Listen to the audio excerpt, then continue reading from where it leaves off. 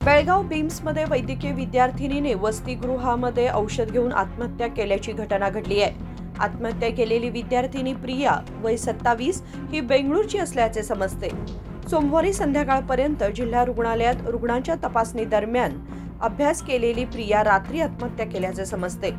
काही दिवसांपूर्वी तिने आत्महत्येचाही प्रयत्न केला होता अशी ही माहिती आहे।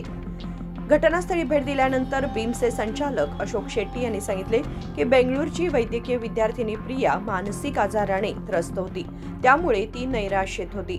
मात्र औषध घेऊन तिने आत्महत्या केली आहे का याबाबतचा अंतिम निष्कर्ष शवविच्छेदन अहवालानंतरच कळेल असे त्यांनी स्पष्ट केले।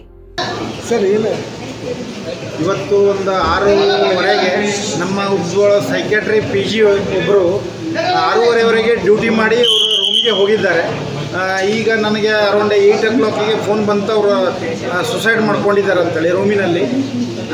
ನಾವು ಇಮಿಡಿಯೇಟ್ಲಿ ಬಂದೆಲ್ಲ ಎಲ್ಲ ಅವರನ್ನೇ ರೂಮಿಂದ ಇಲ್ಲಿ ಇದಕ್ಕೆ ನಮ್ಮ ಕ್ಯಾಸುಯಾಲಿಟಿಗೆ ಶಿಫ್ಟ್ ಮಾಡಿದಾಗ ಅಲ್ಲಿ ಟ್ರೀಟ್ಮೆಂಟ್ ತಗೊಳ್ತಿದ್ದಾರೆ ಮತ್ತು ಇಲ್ಲಿಯೂ ಟ್ರೀಟ್ಮೆಂಟ್ ಕಂಟಿನ್ಯೂ ಮಾಡ್ತಿದ್ದಾರೆ ಅಂತೇಳಿ ನನಗೆ ತಿಳಿದು ಬಂದಿದೆ। ಬಟ್ ಈಗ MLC ಮಾಡಿದ್ದೆವು, ಮುಂದಿನ ತನಿಖೆ ಪೊಲೀಸ್ ಇದರಿಂದ ಕಂಡುಬರುತ್ತೆ। ಅದರ ಮೇಲ್ನೋಟಕ್ಕೆ ನಮ್ಮಲ್ಲಿ ಡ್ರಗ್ಸ್ ಯಾವುದು ತಗೊಂಡಿದ್ದಾರೆ ಅಂತೇಳಿ, ಯಾವುದೇ ಡ್ರಗ್ ಅಂತೇಳಿ ಗೊತ್ತಾಗೋದಿಲ್ಲ।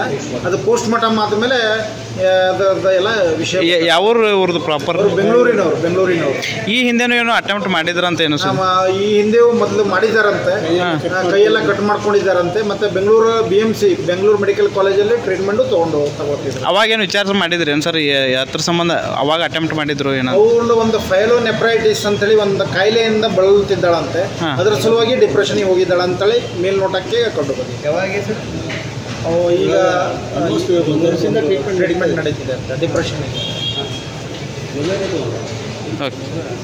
APMC पोलीस ठाण्यात याबाबत गुन्हा दाखल करण्यात आलाय। विनोद कोलकार, KMM मराठी, बेळगाव।